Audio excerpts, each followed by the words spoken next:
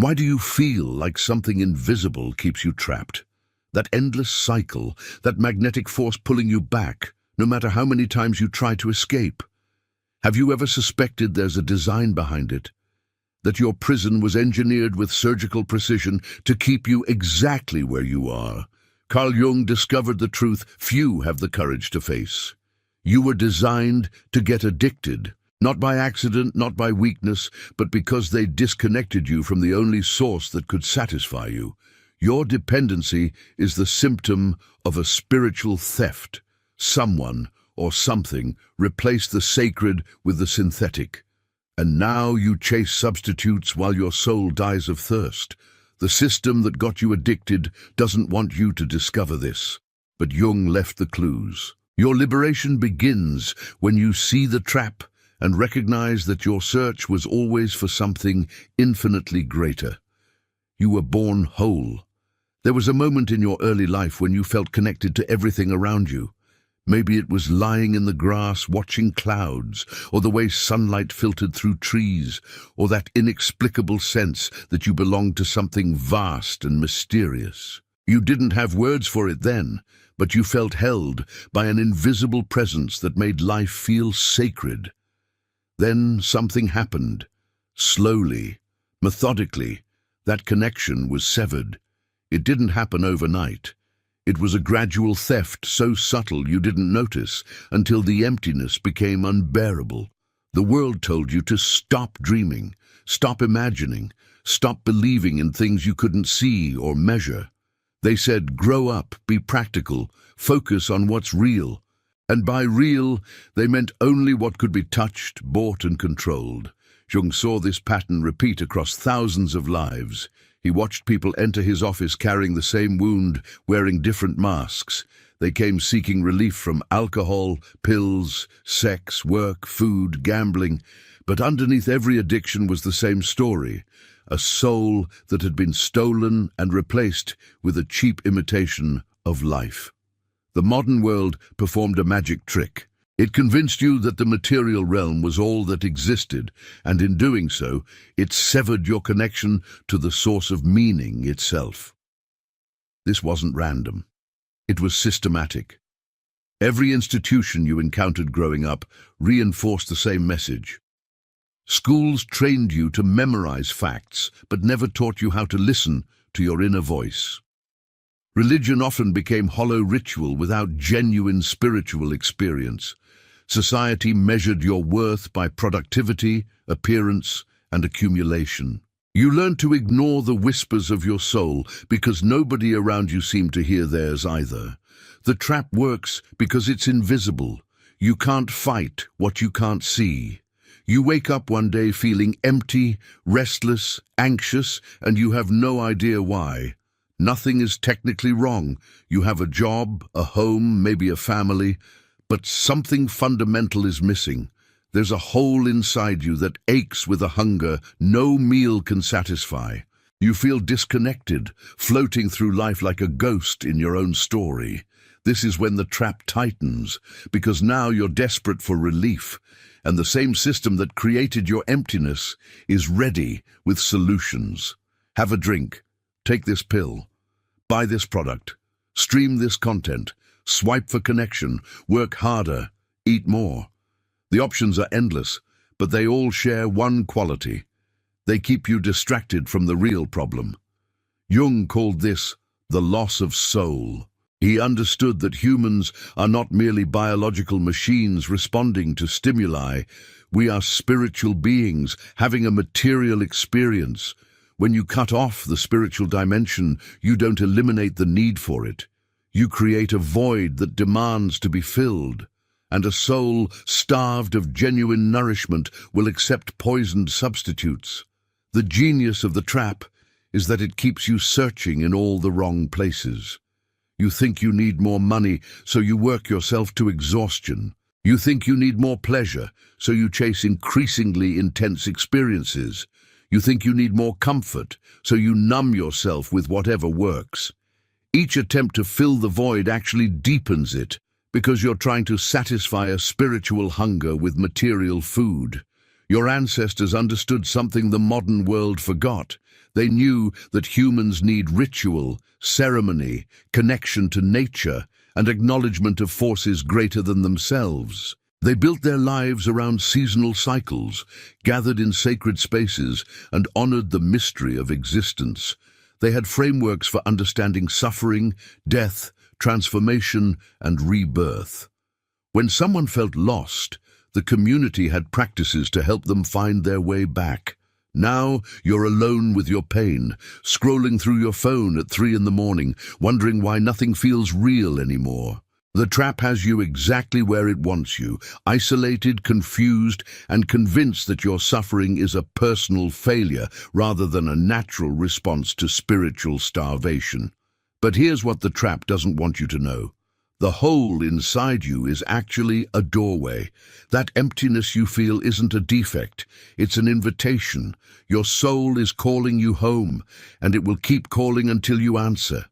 The pain of disconnection is supposed to hurt. It's a compass pointing you back toward what you lost. Every craving, every compulsion, every desperate reach for something more is your inner self trying to remember what it forgot. Understanding the trap is only the beginning.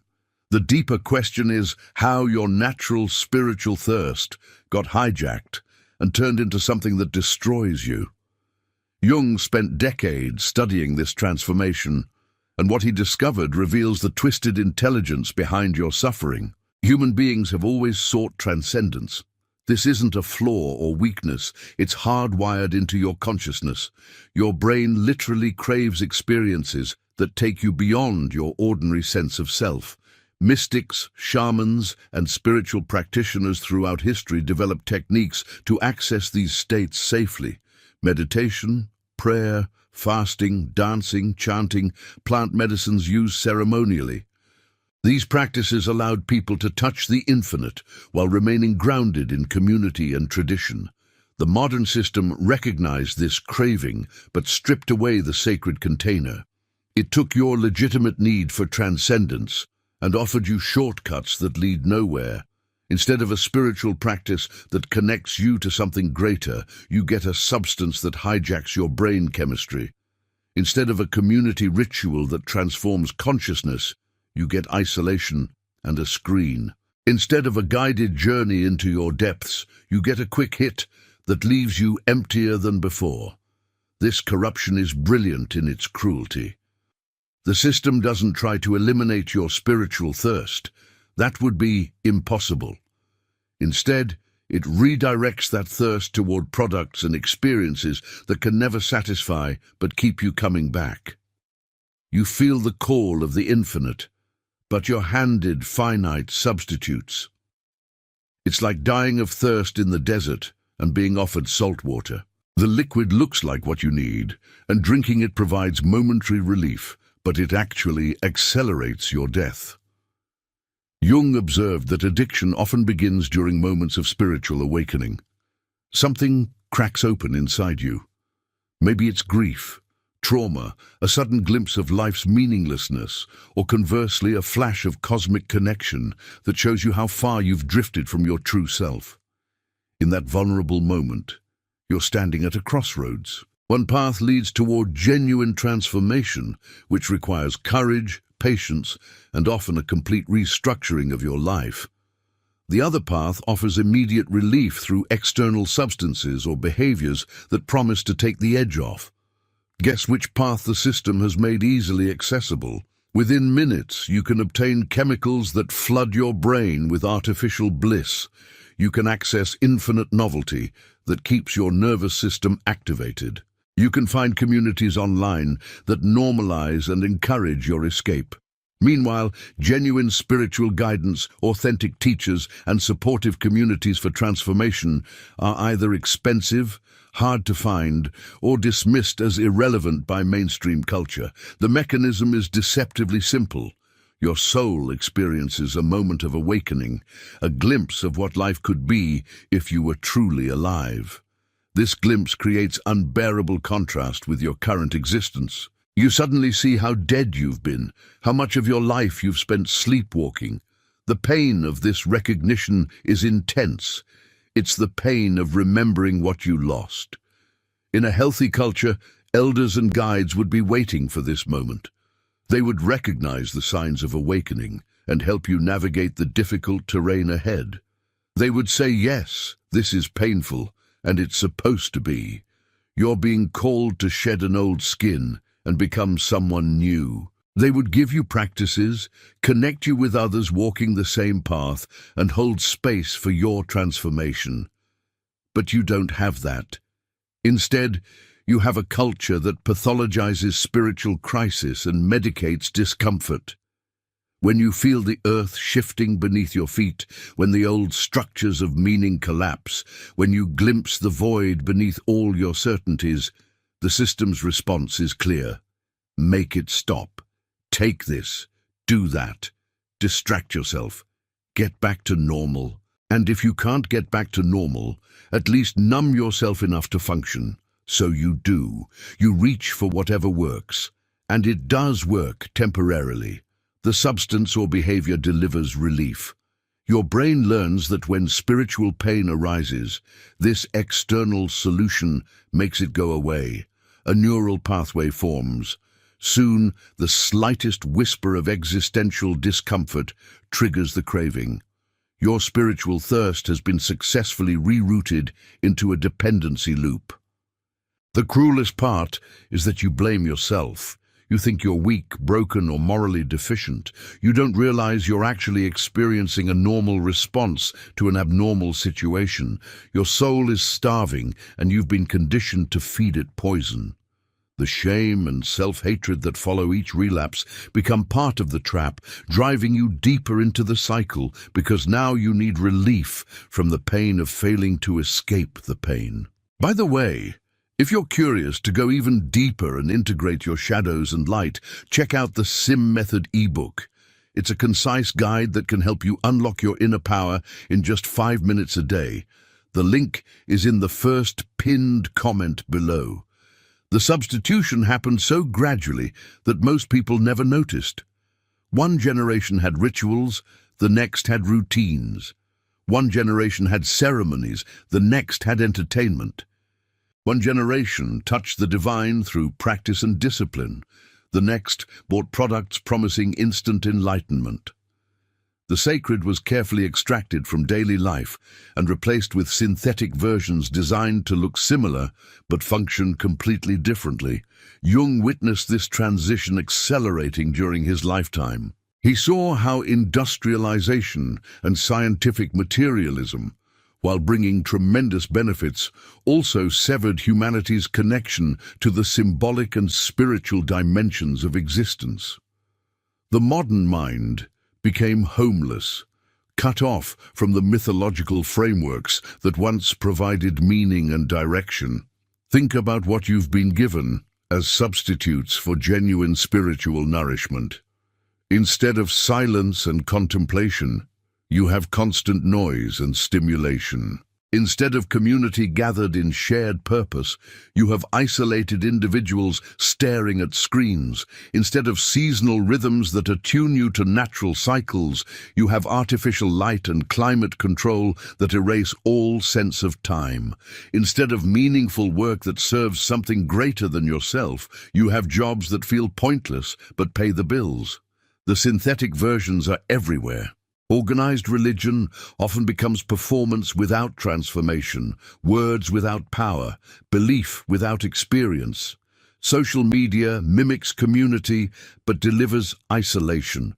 Pornography mimics intimacy but destroys your capacity for genuine connection. Streaming services mimic storytelling but lack the transformative power of myth. Self-help books mimic wisdom traditions but package ancient truths as life hacks you can consume without changing. Every synthetic substitute shares key characteristics. It's fast, easy, requires no sacrifice, demands no growth, and leaves you exactly where you started. Real spiritual practice asks everything of you.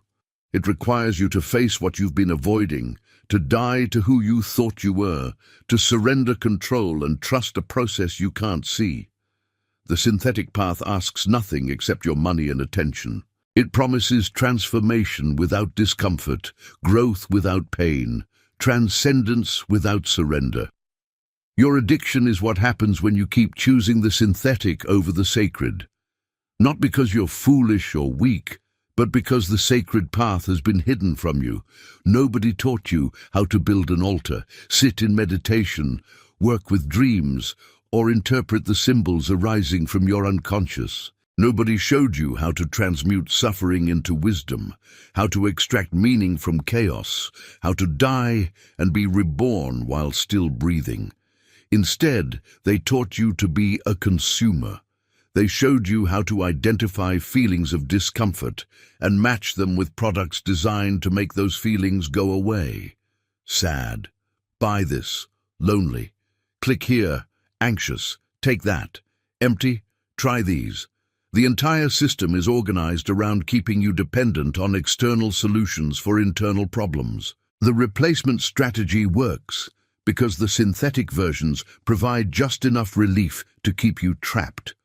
A drink does change your state of consciousness, just not in a way that leads anywhere meaningful. A pill does alter your neurochemistry, just not in a way that heals the underlying wound. A purchase does create a momentary spike of pleasure, just not the lasting fulfillment you're actually seeking. Jung understood that symbols are the language of the soul. When you lose access to genuine symbols and the practices that activate them, you lose your ability to communicate with the deepest parts of yourself. The unconscious keeps sending messages, but you can no longer read them. Your dreams become noise instead of guidance. Your intuition gets drowned out by constant mental chatter. Your body's wisdom is overridden by chemicals and distractions. The sacred path requires something the modern world has trained you to avoid: patience, effort, discipline, and faith in processes that don't provide instant results. You have to show up day after day with no guarantee of reward. You have to sit with discomfort instead of immediately medicating it.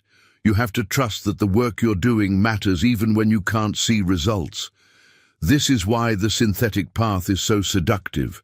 It offers certainty and speed. Take this substance, get this effect. Follow this program, achieve this outcome. The sacred path offers no such guarantees. You might meditate for months and feel nothing. You might pray for years and hear only silence. You might do everything right and still suffer. But there's a crucial difference. The sacred path leads somewhere real, while the synthetic path is an endless loop that returns you to the same empty starting point. Inside you right now is a hunger that has nothing to do with food, sex, money, or achievement. It's older than your name, deeper than your memories, more fundamental than your personality. Jung called it the religious instinct, but you don't need to be religious to feel it. This hunger exists in atheists and believers alike because it's not about belief. It's about your soul's need for connection to something that transcends your small, separate self. You felt this hunger most acutely as a child. It was there in your endless questions about existence, your fascination with mystery, your ability to see magic in ordinary things. You wondered where you came from, where you would go, what it all meant.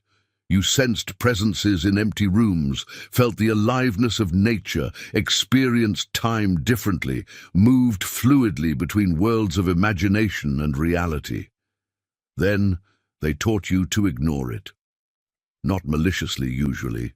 Most of the adults around you had already learned to ignore their own divine hunger, so they simply passed on what they knew.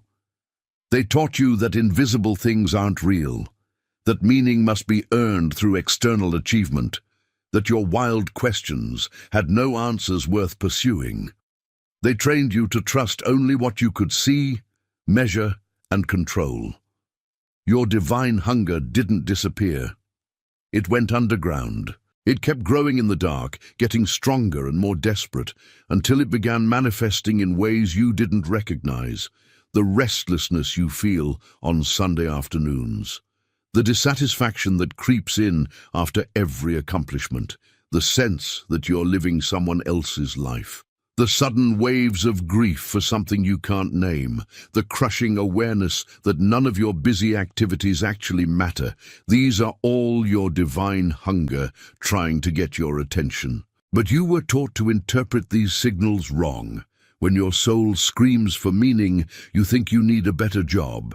When it begs for connection to the infinite, you think you need a new relationship. When it demands authentic expression, you think you need more followers online. When it cries out for purpose beyond yourself, you think you need another degree or certification. You keep trying to satisfy a spiritual hunger with material solutions. The addiction becomes the loudest expression of your ignored hunger.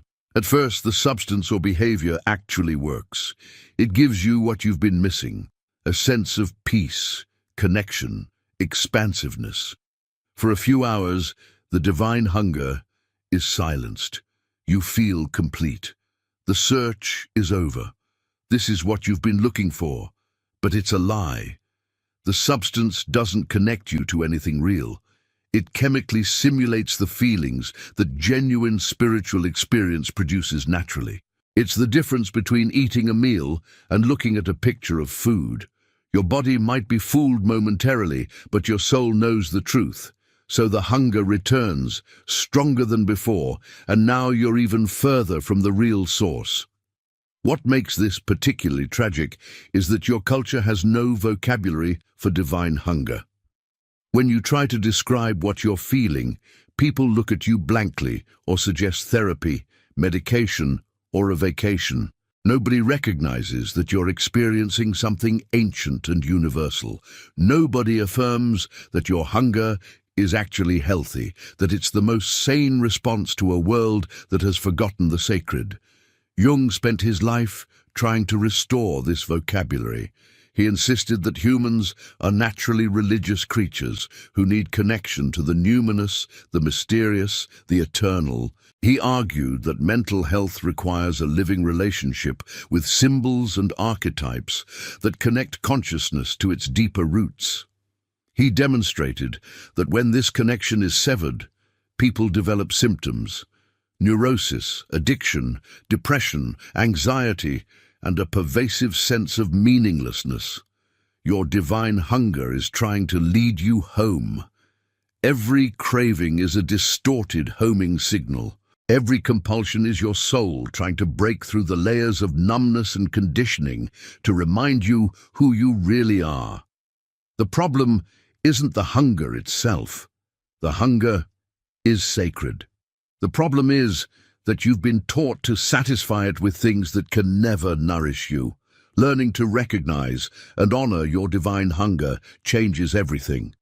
Instead of seeing your cravings as enemies to be fought, you start seeing them as messengers to be decoded. What is your soul actually hungry for? What have you been denying yourself that matters more than any substance? What call have you been refusing to answer? The answers to these questions aren't abstract.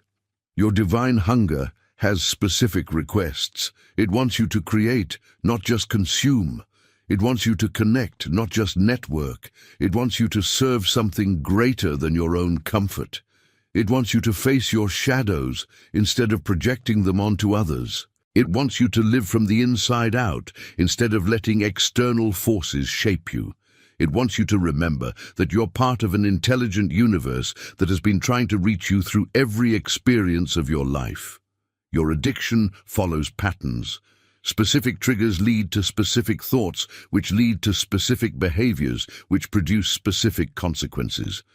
You've probably mapped this territory many times, trying to identify your weak points and strengthen your defenses. But Jung discovered something you might have missed. These patterns aren't random, and they aren't even primarily yours. They're part of a code, a symbolic language your unconscious uses to communicate what your conscious mind refuses to hear. Every relapse happens for a reason, though not the reason you think. You don't fail because you're weak or lack willpower. You fail because part of you is sabotaging your recovery on purpose. Not out of malice, but because that part knows something your conscious mind doesn't. You're trying to heal in the wrong direction. You're trying to become sober while remaining spiritually dead. Your unconscious won't allow it. This is the secret code. Your addiction is a symptom protecting a deeper wound. That wound is protecting an even deeper truth. And that truth is protecting the most dangerous thing of all, your authentic self, the person you were born to be before the world told you who to become. Your unconscious has buried this authentic self under layers of protective mechanisms because bringing it to light would require you to dismantle your entire life. Think about when you relapse. Really think about it. Not the surface reasons like stress or temptation, but what's happening in the weeks and months leading up to it. Often you're making progress. Life is improving. You're feeling stronger, more capable, more in control. Then suddenly, inexplicably, you throw it all away. Why? Because getting better means you'll have to face the next challenge, the next level of growth, the next shedding of false identity, and some part of you isn't ready. Some part knows that continued healing will eventually require you to leave that relationship, quit that job, move to that place, speak that truth, or make that change you've been avoiding for years. So it pulls the emergency brake. Better to stay sick in a familiar prison than risk the terror of unknown freedom. Jung called this the resistance of the psyche to its own transformation. Your conscious mind wants to change, but your unconscious has a different agenda. It's trying to keep you alive according to rules you learned when you were too young to question them. Those rules say, don't shine too brightly or they'll reject you. Don't want too much or you'll be disappointed. Don't trust your own perceptions or you'll be punished. Don't become fully yourself or you'll lose everyone you love. These unconscious rules create a prison with invisible bars. You can't see them, but you feel them every time you approach the edge of your comfort zone. The anxiety, the fear, the sudden craving that derails your progress. These aren't signs of weakness. They're alarm systems protecting outdated survival strategies. Your unconscious is saying, we learned long ago that going beyond this point is dangerous, so we're going to make you hurt until you retreat to safety. Breaking the code requires you to become a detective of your own unconscious. Start paying attention to the timing of your cravings. What were you thinking about in the hours before? What conversation did you have? What possibility were you considering? Often you'll find that the craving arose right when you were approaching a threshold, right when you were about to take a risk, express a truth, or move toward your authentic desires. The pattern reveals what you're actually afraid of. If cravings spike when you're getting close to someone, the prison might be protecting you from intimacy. If they arise when you're succeeding at work, the prison might be protecting you from visibility. If they surface during moments of joy, the prison might be protecting you from hope. Your unconscious knows that feeling these things fully would require you to admit how much of your life has been lived in their absence. This is why traditional addiction treatment often fails. It tries to remove the symptom without addressing the code beneath it. You learn coping skills, attend meetings, develop a support network. These things help, but they don't touch the core issue. You're imprisoned by unconscious agreements you made long ago to stay small, stay safe, and never threaten the people who couldn't handle your full aliveness. Jung insisted that real healing requires making the unconscious conscious. You have to illuminate the dark corners where your authentic self has been hiding.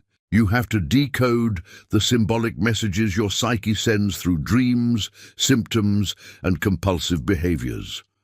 You have to face the fact that your suffering serves a purpose, and until you understand that purpose, you'll keep recreating it. The prison has a secret door. It's been there the whole time, but you couldn't see it because it's disguised as the thing you fear most.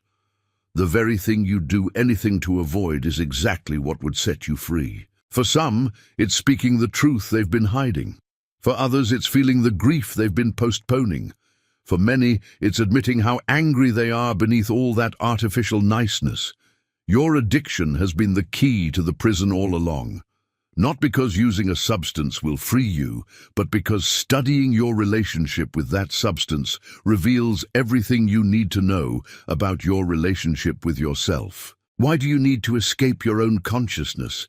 What's so unbearable about being present in your own life? What would happen if you stayed awake through the discomfort instead of immediately medicating it?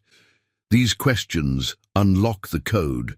The answers show you what you've been running from, which reveals what you've been running toward, which illuminates the path that was always waiting for you to notice it. Your prison was never locked from the outside. You've been the guard, the prisoner, and the one holding the key. Freedom isn't sobriety. You can be sober and still live in a prison. You can abstain from every substance, follow every rule, attend every meeting, and remain fundamentally enslaved to the same forces that created your addiction in the first place. Real freedom is something else entirely, and Jung knew that most people fear it more than they fear their chains. True freedom means taking full responsibility for your existence, not just your actions, but your consciousness, your choices, your refusal to keep playing the roles others assigned you. It means looking at every structure in your life and asking, did I choose this, or did I accept it because I was too afraid to want something different? It means admitting that much of what you call your life is actually a compromise with fear.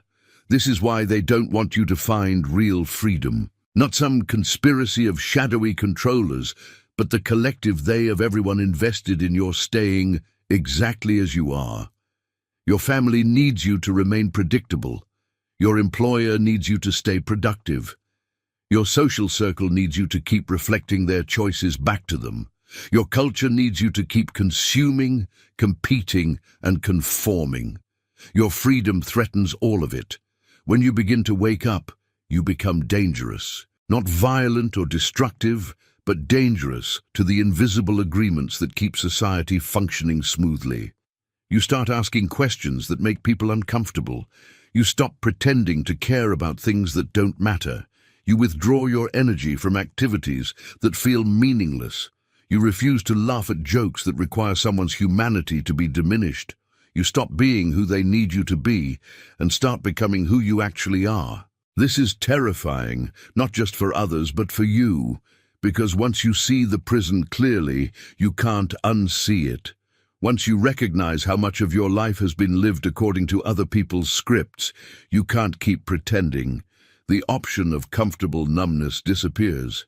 You're left with a choice: return to sleep and accept a life of quiet desperation, or stay awake and face the monumental task of building an authentic existence from scratch. Jung called this process individuation. It's the journey of becoming who you were always meant to be, which requires separating yourself from the collective programming that shaped you. This doesn't mean rejecting all social norms or becoming selfishly isolated. It means developing a conscious relationship with cultural forces instead of being unconsciously controlled by them. It means choosing which traditions serve your growth and releasing those that don't. The path of individuation demands everything. You'll have to examine every belief you inherited and decide whether it's actually true for you. You'll have to confront the parts of yourself you've been denying and integrate them into a more complete sense of who you are. You'll have to give up the fantasy that someone else can save you and accept that you're the only one who can do this work. You'll have to walk away from people and situations that require you to stay small. Most people prefer addiction to this level of freedom. At least addiction is familiar. At least you know what to expect. At least you can blame your problems on a substance instead of facing the terrifying truth that you've been betraying yourself for years. At least you can stay connected to people who knew the old version of you instead of risking the loneliness that comes with transformation. But here's what freedom actually offers. It offers the possibility of waking up each morning and recognizing yourself. It offers relationships based on truth instead of need. It offers work that serves your soul instead of just paying bills. It offers the profound relief of no longer having to maintain an exhausting performance. It offers the discovery that who you actually are is far more interesting than who you were pretending to be. Freedom means your life becomes an expression of your deepest values instead of a reaction to others' expectations. It means you can finally rest because you're no longer at war with yourself. It means your energy flows naturally into what matters instead of being drained by internal conflict. It means the divine hunger finally gets fed because you're no longer trying to satisfy it with substitutes. The journey requires courage Jung called religious. Not courage to believe in a particular doctrine, but courage to trust the process of your own becoming. Courage to follow the thread of meaning even when it leads into darkness. Courage to sacrifice who you've been for who you're becoming. Courage to stand alone if necessary, knowing that authentic solitude is better than false connection. Your addiction has been protecting you from this freedom. It's kept you safely imprisoned, unable to make real changes, because you're always dealing with the consequences of your compulsions. It's given you an excuse to stay small. It's convinced you that you're too broken to dream, too damaged to desire, too weak to wander off the approved path. But the moment you truly commit to freedom, everything shifts. The same energy you've been using to maintain your addiction becomes available for transformation. The same intensity you brought to your substance becomes fuel for your emergence. The same focus you applied to obtaining your fix gets redirected toward discovering your purpose. You're not weak. You've been incredibly strong. You just haven't been using your strength for yourself. Freedom awaits on the other side of every fear you've been avoiding. It's there, right past the edge of your comfort zone, just beyond the story you've been telling about why you can't change. Jung promised that if you're willing to face your shadow, integrate your wounds, and trust the intelligence of your psyche, you'll discover something astonishing. You were never actually trapped. The prison was always made of beliefs, not bars, and beliefs can change in an instant.